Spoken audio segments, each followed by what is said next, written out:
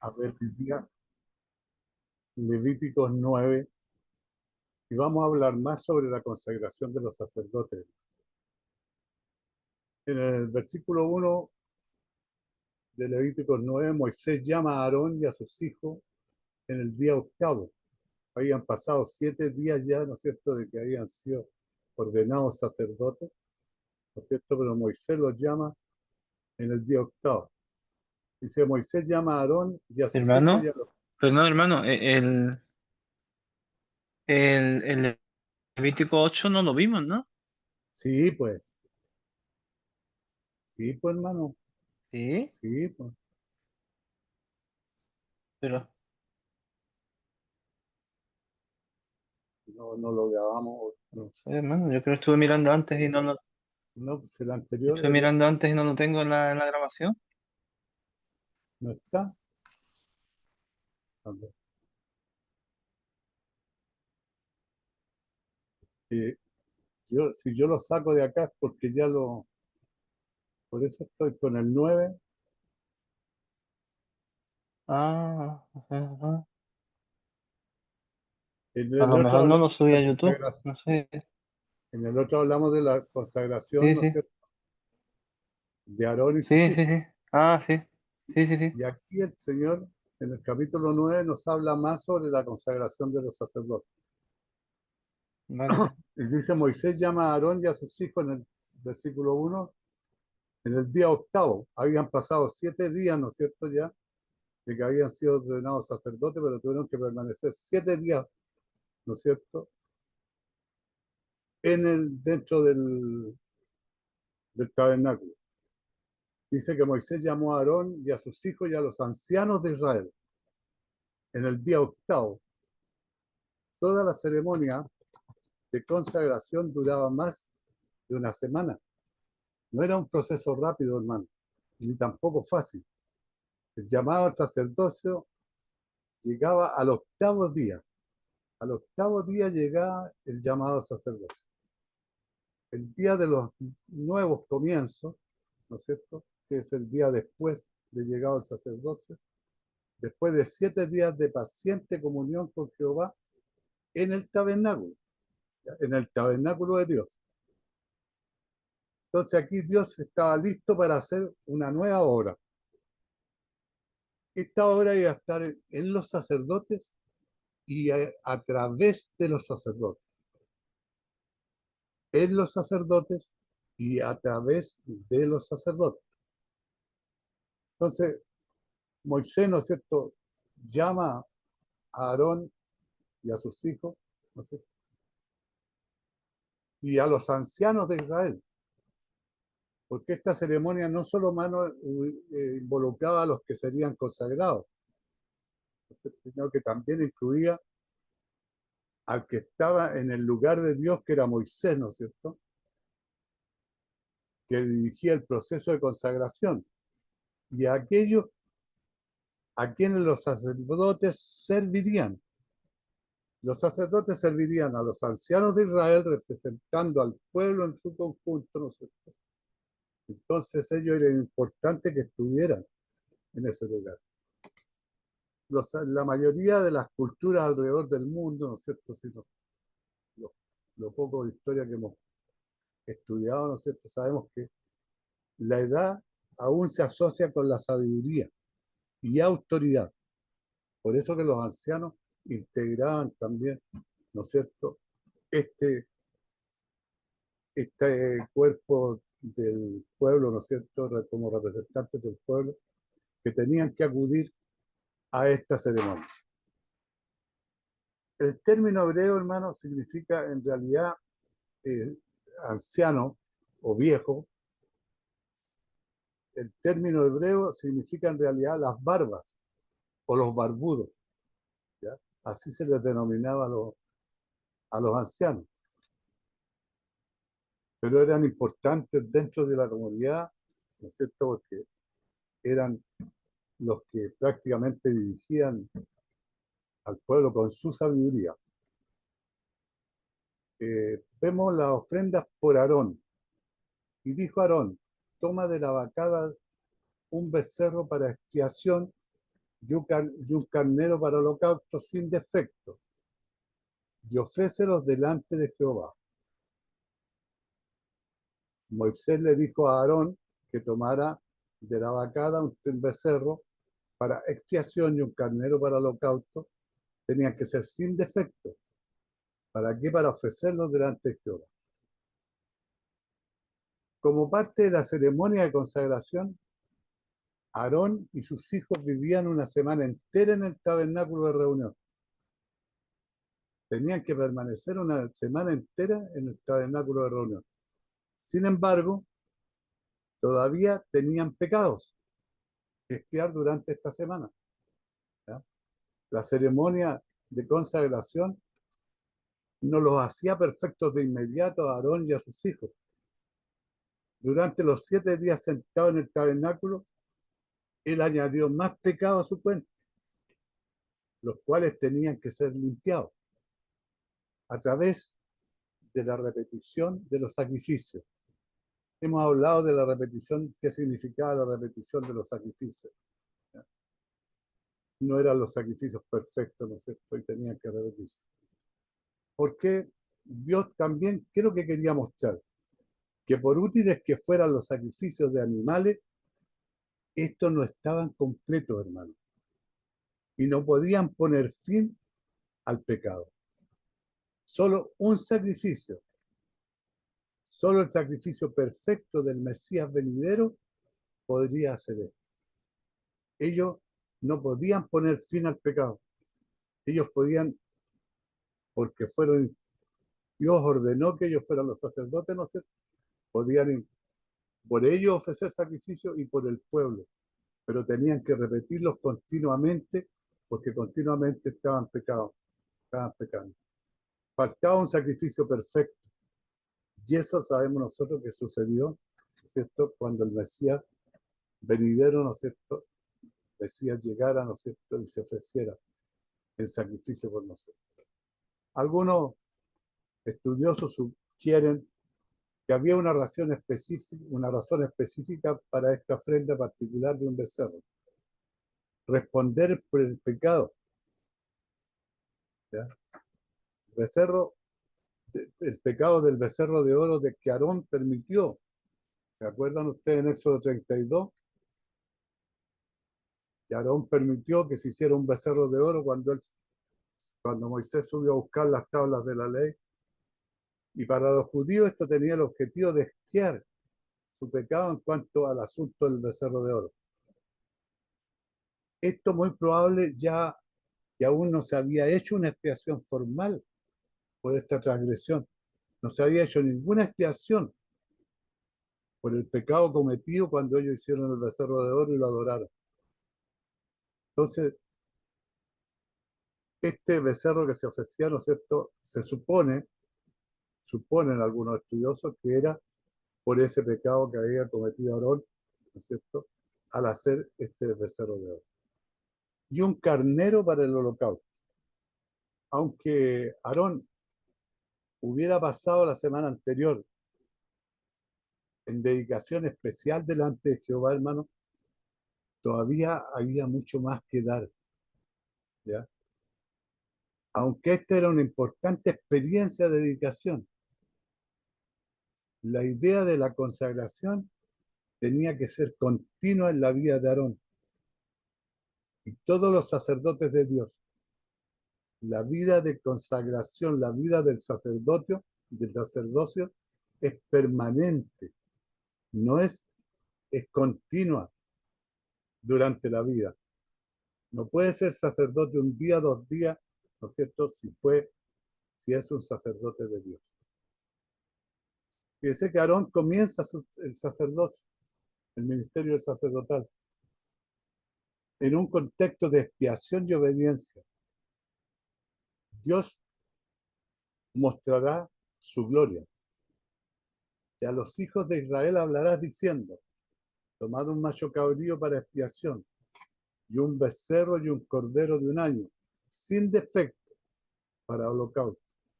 Asimismo un buey y un carnero para sacrificios de paz, que inmoléis delante de Jehová y una ofrenda amasada con aceite, porque Jehová se aparecerá hoy a vosotros.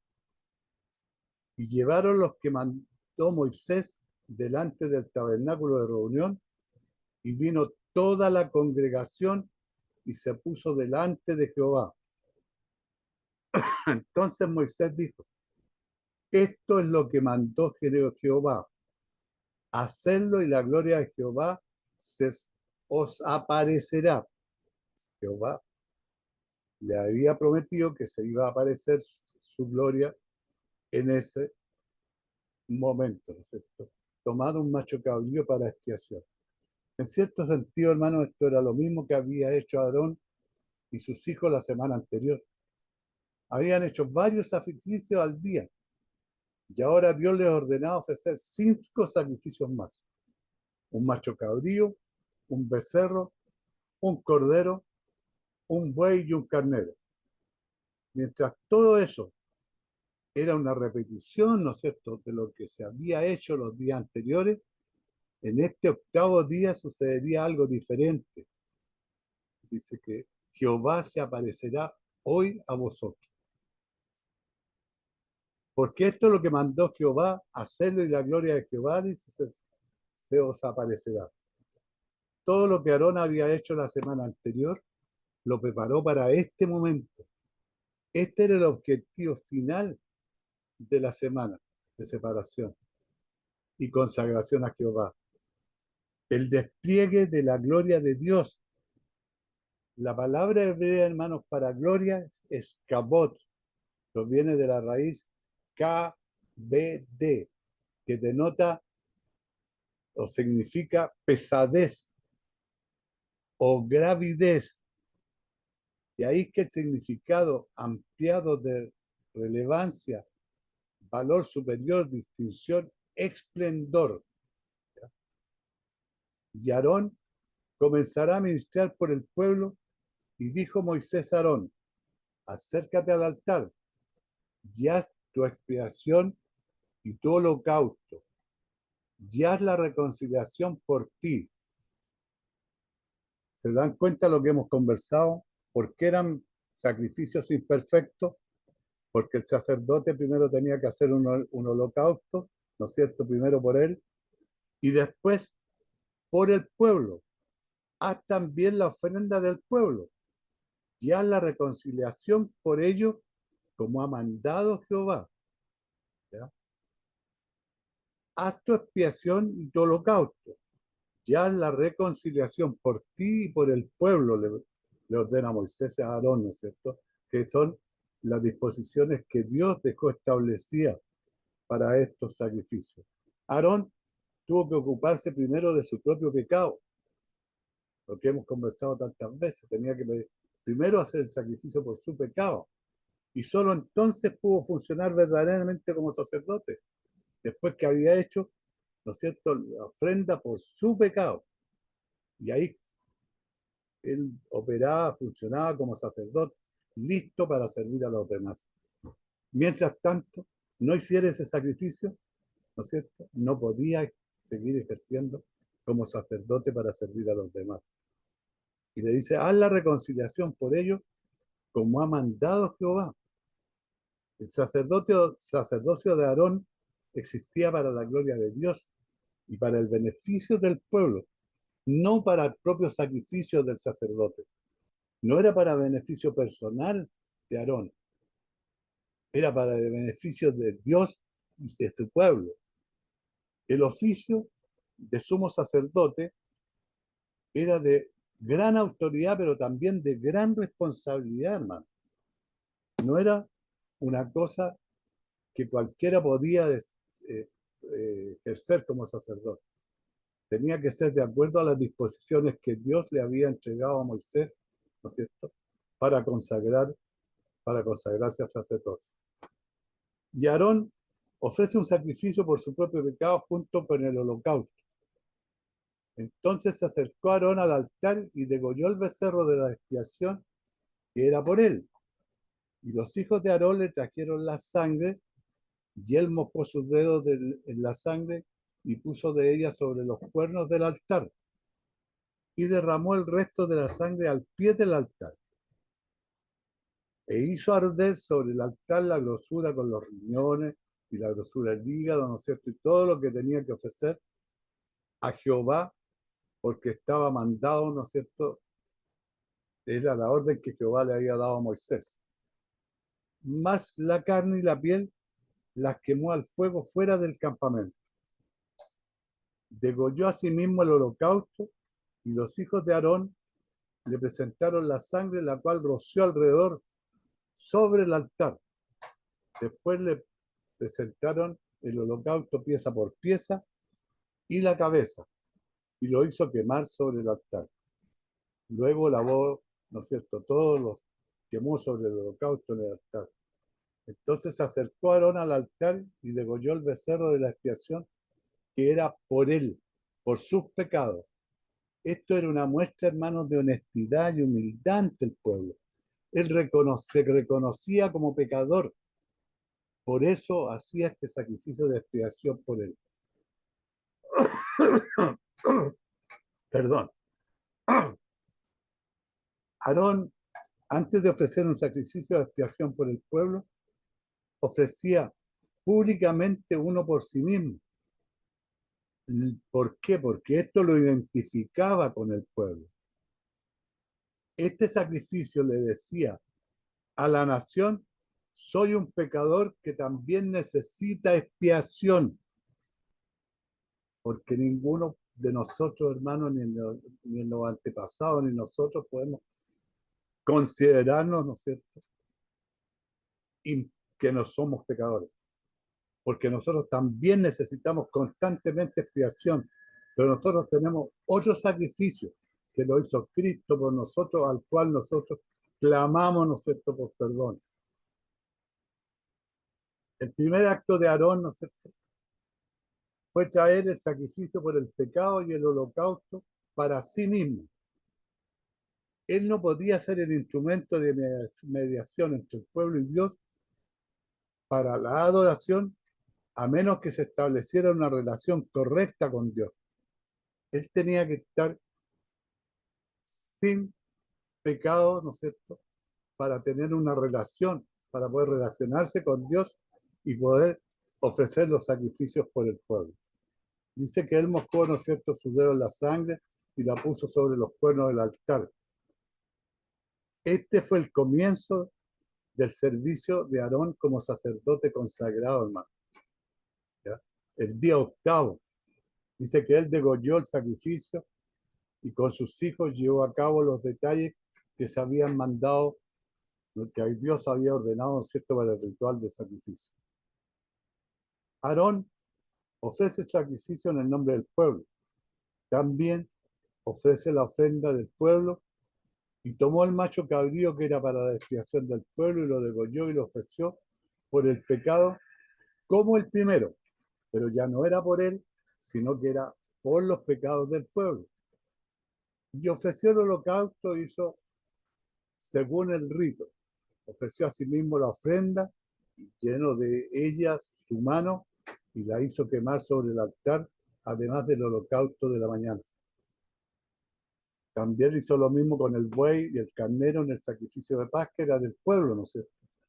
Y los hijos de Aarón le presentaron la sangre, la cual él roció sobre el altar alrededor de la grosura del buey y del carnero, la grosura que cubría los intestinos, los riñones, ¿no es cierto?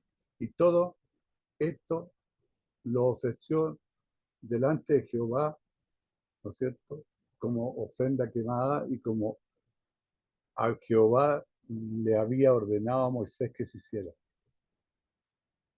Ofreció también la ofrenda del pueblo junto con la de él, después de la de él, ¿no es cierto? Una vez más, hermano, aquí se enfatiza la idea, ¿no es cierto? Aarón, como todo sacerdote del pueblo de Dios, debía recibir primero el sacrificio expiatorio de Dios. Él tenía que hacer primero el sacrificio como sacerdote. Solo entonces podía ofrecer correctamente la ofrenda del pueblo. Antes no podía, porque estaba en pecado. Él hacía el sacrificio por el pecado, el holocausto, la ofrenda, el sacrificio de paz, la ofrenda mesías, estas eran las ofrendas que se usaban en esos tiempos. Aarón y sus hijos llevaban a cabo la variedad de ofrendas que se manda a realizar previamente en los capítulos 1 al 7, ¿no es cierto?, de Levítico. Todas ellas se hacían en el nombre de Israel en su conjunto, como ofrenda del pueblo. Este era el comienzo, o el entrenamiento de su trabajo sacerdotal para que el pueblo, ¿no es cierto?, para el pueblo. La expiación a través del sacrificio del becerro, los versículos 8-14, era para bien de Aarón y los sacerdotes, pero no solo por ello, era para prepararlos para ser sacerdotes para la ofrenda del pueblo. Ellos se preparaban antes, ¿no es cierto?, con una ofrenda para sus pecados y se preparaban para ser sacerdotes para la ofrenda del pueblo. ¿Ya? Era para que pudieran servir al pueblo de Israel y no solo ser santos para sí mismos. Ellos tenían que servir al pueblo de Israel. Para eso eran sacerdotes, para ofrendar a Dios y también para que pudieran servir al pueblo de Israel y no solo ser santos para sí mismos. Pues nosotros no sacamos nada con hacernos santos nosotros si no hacemos nada por el pueblo de Dios. Y aquí podemos asumir, hermano, que la realización de estos diferentes sacrificios era una especie de entrenamiento para su trabajo.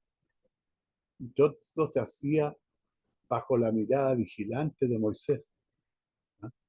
¿Por qué? Porque Dios se comunicaba con Moisés y Moisés se comunicaba con los sacerdotes. ¿No es cierto? Eso era lo que Dios había ordenado.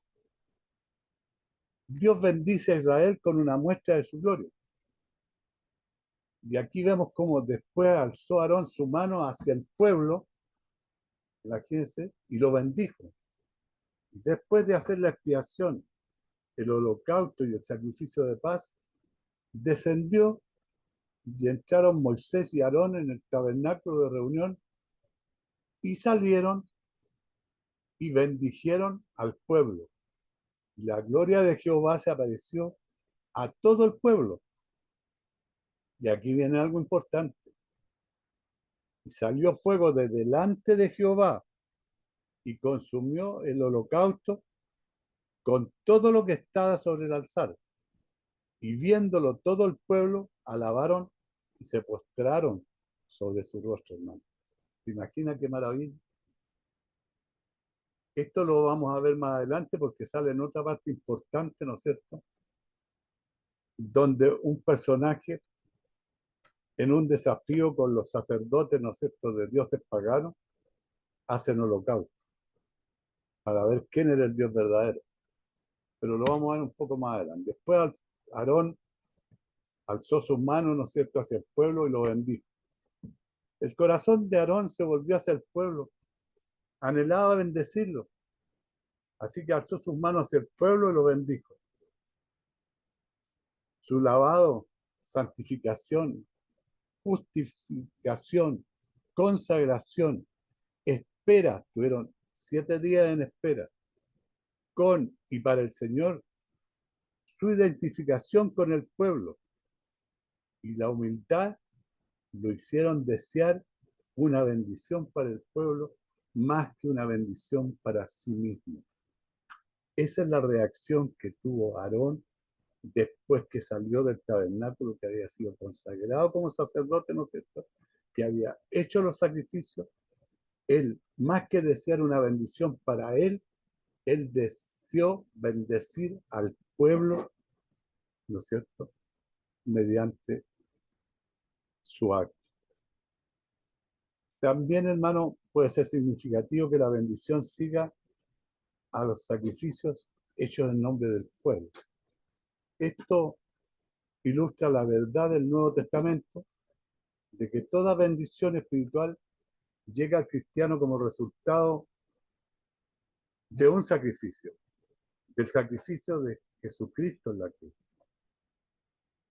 A nosotros la bendición que nos llega, las bendiciones espirituales llegan a nosotros como resultado del sacrificio de Jesucristo en la cruz. ¿Ya? Ese es para la iglesia. Dice más adelante, entraron Moisés y Aarón en el tabernáculo. Después que el sistema de sacrificio se hubiera instituido, Aarón ahora quizás por primera vez entra en el tabernáculo, hermano, como era ahora su derecho. Entra como un sacerdote consagrado. Moisés lo instruyó en cómo ofrecer el incienso, preparar las lámparas, colocar los panes de la proposición, y así sucesivamente. Salieron y una vez más bendijeron al pueblo. Los siervos de Dios, ya sean profetas o sacerdotes, no tienen poder para bendecir a los hombres, salvo cuando lo reciben en comunión directa, hermano, con Dios. ¿Ya?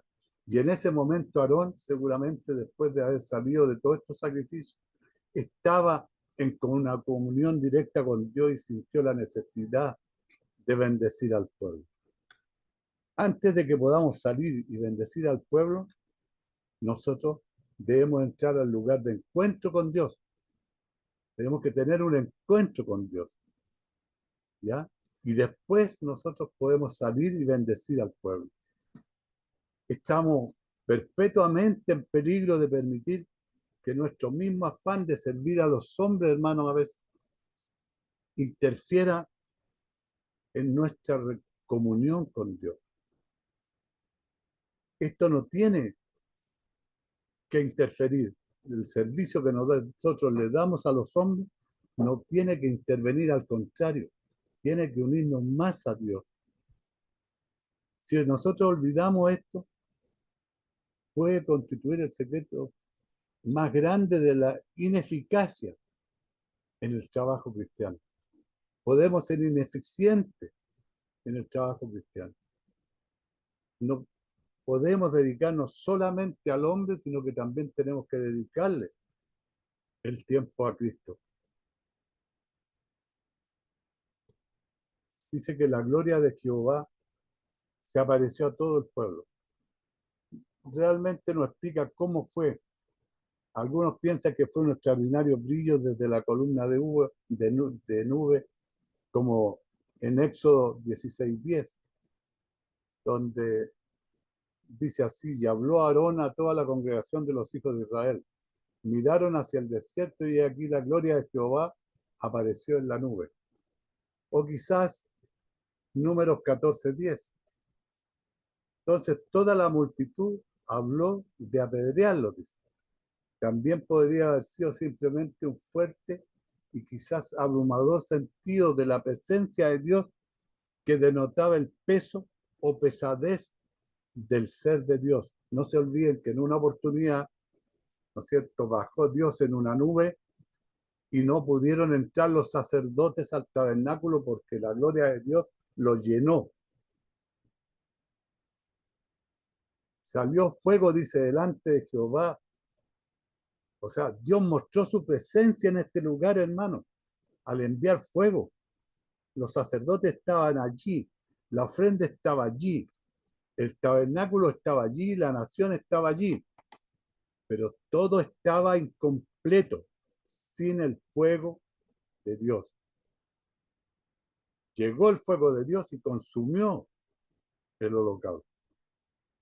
No sabemos en qué forma apareció este fuego. Muchos suponen, ¿no es cierto?, suposiciones, pero no, la Biblia no lo indica, de que fue un rayo del cielo que encendió el altar de Dios.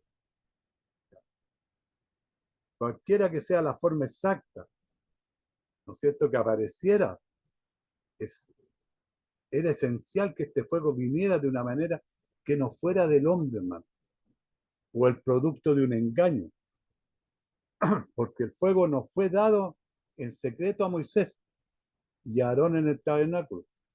Fue evidente y públicamente para todo el pueblo de Israel. Todos lo vieron.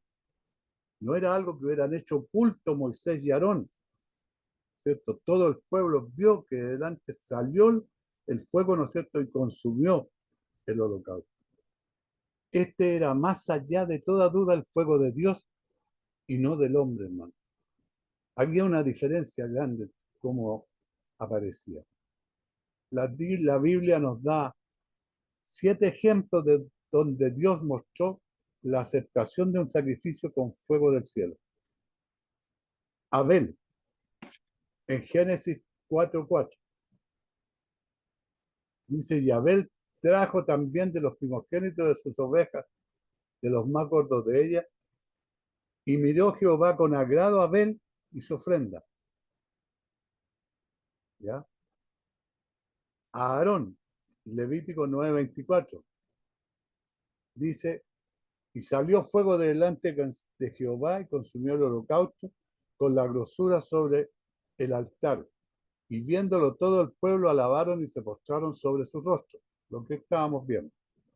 Gedeón, en Jueces 6:21, y extendió el ángel de Jehová el báculo que tenía en su mano, tocó con la punta la carne y los panes sin levadura, y subió fuego de la peña, o sea, de la piedra, el cual consumió la carne y los panes sin levadura.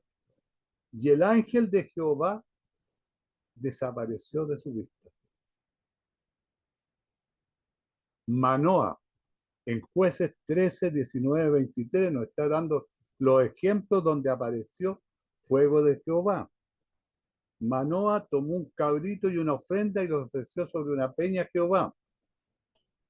Y el ángel hizo milagro ante los ojos de Manoa y de su mujer, porque aconteció que cuando la llama subía del altar hacia el cielo, el ángel de Jehová subió en la llama del altar ante los ojos de Manoa y su mujer, los cuales se postraron en tierra. Y el ángel de Jehová no volvió a aparecer a Manoa ni a su mujer. Entonces conoció Manoa que era el ángel de Jehová. Y dijo Manoa a su mujer, ciertamente moriremos porque a Dios hemos visto. Su mujer le respondió, si Jehová no nos quisiera matar, no aceptaría de nuestras manos el holocausto y la ofrenda, ni nos hubiera mostrado todas estas cosas, ni ahora nos habría anunciado esto. Vemos también en David, Primera de Crónicas 21-28.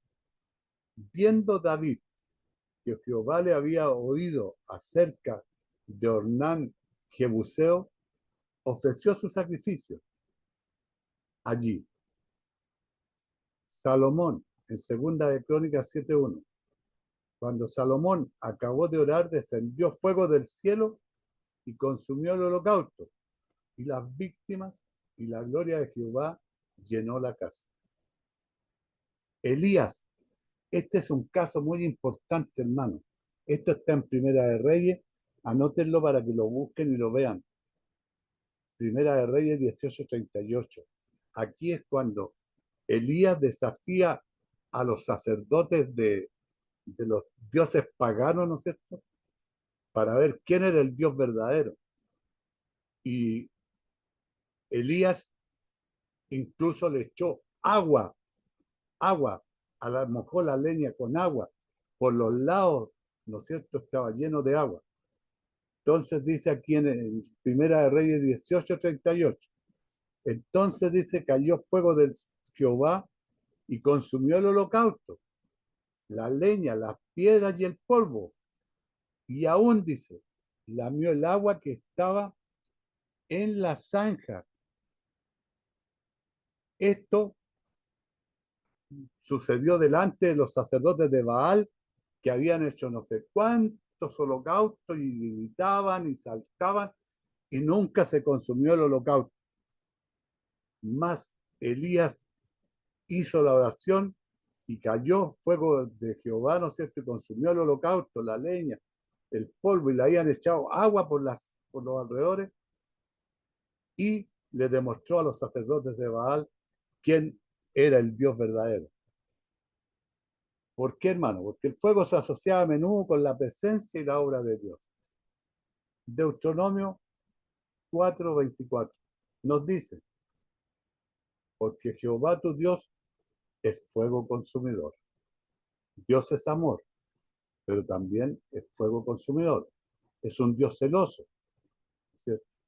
Entonces nosotros tenemos que tener primero la fidelidad.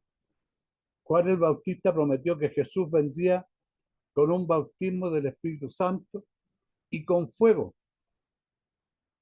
Mateo 13:11. De cierto os digo que entre los que nacen de mujer, esto lo dijo Cristo, no se ha levantado otro mayor que Juan el Bautista, pero el más pequeño en el reino de los cielos, mayor es que él. El Espíritu Santo manifestó su presencia el día de Pentecostés con lenguas de fuego. En Hechos 2:3, Jesús dijo, fuego viene a echar en la tierra, vine a echar en la tierra. ¿Y qué quiero?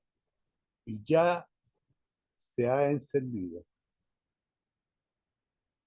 Y viéndolo todo el pueblo, alabaron y se postraron sobre su rostro cuando Dios reveló su gloria y envió fuego al altar. Esto fue algo asombroso. Los israelitas no pudieron evitar alabar y postrarse en reverencia y temor ante Dios. Este era en cierto sentido el objetivo de su culto, encontrar a Dios de una forma que lo honrara y obedeciera. Lo que Dios quiere que todos nosotros, ¿no es cierto?, hagamos, ¿cierto?, que obedezcamos, ¿no es cierto?, que demostremos la humildad, el servicio y el culto a Dios y a Cristo, ¿no es cierto?, que es el que dio su vida por nosotros. Dice que se postraron sobre su rostro. Se trataba de inclinarse de tal manera que la cara tocara realmente el suelo, ¿no? En el Antiguo Testamento este gesto era una indicación de más profundo respeto al superior. La manifestación de la presencia de Dios tuvo una relevancia específica en este importante día de la historia de Israel. Cuando el sistema de sacrificios comenzó oficialmente, la manifestación de la presencia de Dios al comienzo de las ofrendas de los sacrificios es un recordatorio de que el objetivo de la adoración es el encuentro con Dios. No hay otro objetivo. Nosotros adoramos para poder tener un encuentro con Dios, no para otra cosa, no para ensalzarnos nosotros mismos o ensalzarse el sacerdote, sino que para tener un encuentro con Dios, que es lo que buscamos permanentemente, ahora con su Hijo, Jesucristo. También, hermano, es útil observar la progresión de los sacrificios realizados. El sacrificio por el pecado, luego el holocausto, la ofrenda de la vianda, los sacrificios de paz, la ofrenda en Mesías.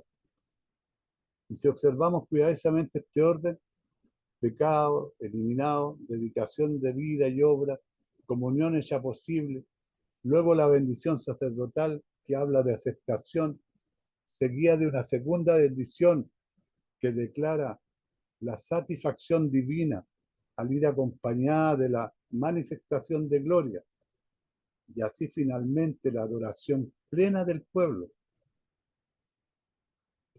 Eso es lo que Dios buscaba, lo que Dios busca, lo que Dios quiere de nosotros. Por eso nos envió a su Hijo, ¿no es cierto?, para que muriese con nosotros y nosotros pudiéramos adorarle de esta forma, ¿ah? De esta forma que lo hacían los judíos. Pero nosotros ahora tenemos, ¿no es cierto?, la forma perfecta, porque ya se consumó el sacrificio perfecto. Ya no necesitamos seguir quemando animales. Ya Cristo se inmoló por nosotros, derramó su sangre. Ahora nosotros tenemos que obedecer lo que Cristo nos manda. Cristo nos dice que nos tenemos que amar los unos a los otros, que tenemos que predicar el Evangelio a todos los lugares de la tierra, hasta el último lugar de la tierra. Es lo que el Señor nos manda en estos momentos. Entonces nosotros, estos ejemplos del Antiguo Testamento, vemos todos los sacrificios que se hicieron hasta este momento. Y vamos a ver más porque este libro habla de los sacrificios. Y por eso es que muchos no lo leen. Yo no lo leía, no lo estudiaba, porque era sangre, eran sacrificios, era muerte. Pero cuando vamos buscando y nos vamos encontrando con estas cosas que nos va mostrando, ¿no es cierto?, en muchas partes, ¿no es cierto?, en muchos capítulos nos muestra a Cristo perfectamente, porque todos los sacrificios nos traen al sacrificio de Cristo.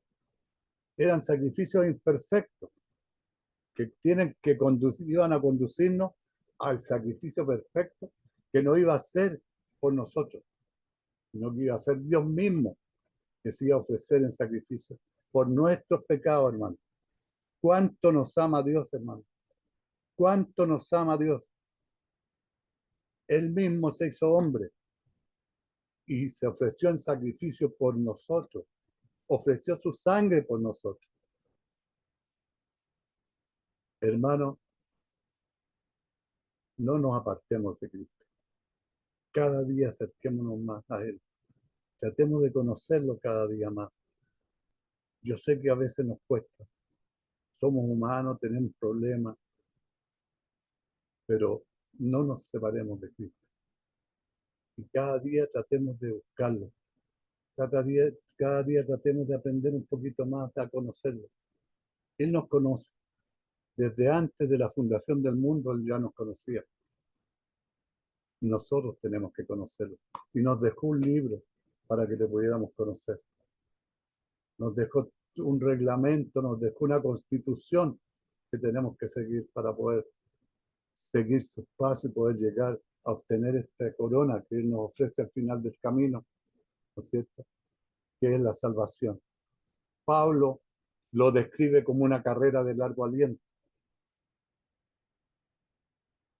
Que Dios los bendiga, hermano. Que Dios los bendiga.